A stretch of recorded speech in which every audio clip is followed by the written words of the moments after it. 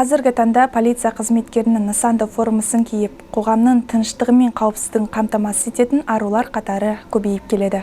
Жауапкершілігі мол жұмыста ер азаматтармен бірге иық тіресе қызмет атқаратын олардың ішкі істер органдарындағы орны көпке үлгі.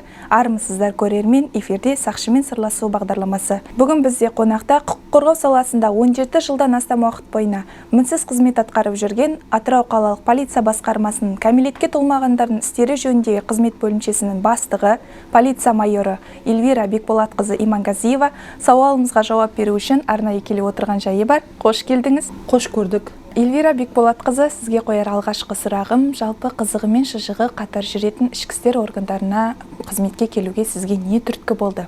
Ең алғашқы еңбек жолыңызды неден бастадыңыз?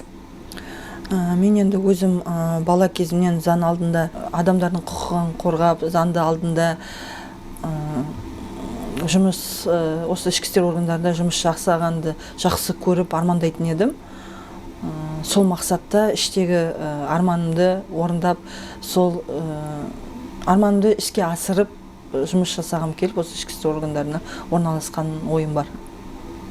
Жалпы полиция қызметкері болу үнемі жан-жақтылықты және де ізденісті талап етеді. Осы орайда сіз ерекше үлгі тұтатын тәлімгерлеріңіз туралы сөз етсеңіз. Мен алғашқы осы ішкі істер органында орналасқан кезде бірінші табалдырығымды ішкі істер органдарының штаб бөлімінен бастаған болатынмын.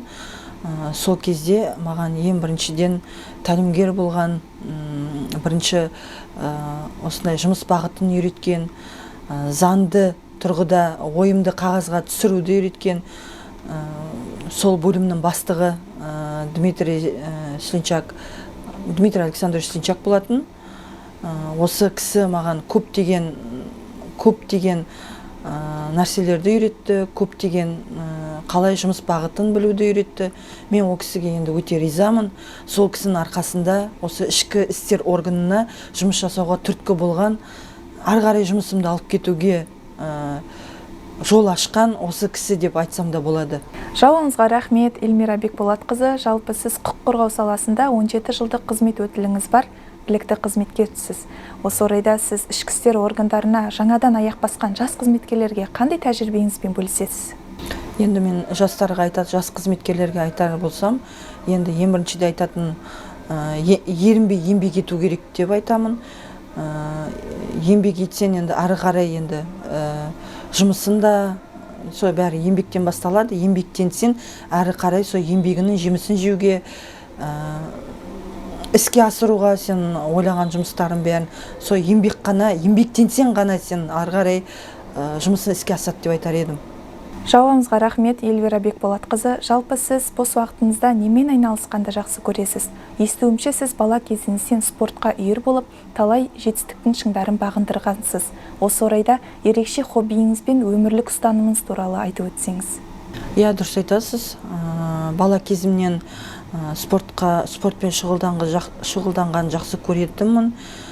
Бала кезімде және де спортпен шұғылданған болатынмын өзім дейтін.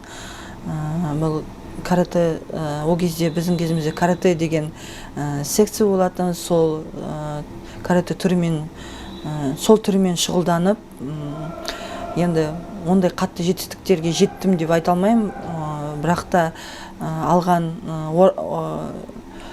дәрежеміз бар. Енді ол кезде айтылады, енді Q пояс деп айталады, сондай бір зеленый поясқа дейін жеткенім болатын. Сол қазіргі уақытта енді жұмыс бабына байланысты, отбасылы болуына байланысты ол спортпен шұғылдануға да уақытым жоқ десем де болады қазір дейтін. Енді қазіргі спорт түрімен енді өзімнің балаларым айналысып жатыр. Енді демалыс күндерінде осы балалардың осындай шараларына барып қатсам, спорттық шараларына. Енді қазір ұлдарым қазіргі уақытта жүзумен айналысады, екеуі де жақсы осы дәреже көрсетіп отыр, осы Атырау бойынша. Енді айтатын болсам, енді алдағы уақытта енді өзімнің жалғастырмаған спортымды енді балаларым жалғастырып отыр деп айтсам да болады. Осы бір демалыс уақыттарымды осы ұлдарыма арнап серуендеуге алып барам. Осы олардың болған мероприятиялар дейді, іс-шараларына қатысам. Солай демалыс уақытым мен солай өтеді деп айтсам да болады. Солай ғана кішкене бір күнімді, бір екі күнімді солай арнаймын балаларыма, отбасыма. Өте керемет, Эльвира Бекболатқызы. Жалпы келесі сұраққа кезек беретін болсақ, ішкі істер органдарында кәмелетке толмағандардың істері жөніндегі учаскелік полиция қызметкерлеріне жасөспірімдер қандай мәселемен сұрақтар бойынша көмекке жүгінеді? Және де осы орайда жасөспірімдерге қатысты және олардың арасында жасалатын құқық бұзушылықтың алдын алуда сіздер қандай қызмет атқарып жатсыздар? Қазіргі уақытта мына жасөспірімдерге қатысты құқық бұзушылықты, қылмысты алдын алу мақсатында, оларды болдырмау мақсатында көптеген шаралар жүріп жатыр. Рейдтік шаралар бар өтіп жатырған. Көбіне басты біздерге сұрақпен келетін бұл ата-аналар балаларының тыңдамайтындығы жөнінде көбіне сондай мақсатта жүгінеді. Ондайда бізде өзімізде профилактикалық түсіндірме жұмыстар жүргізіледі жасөспірімдермен.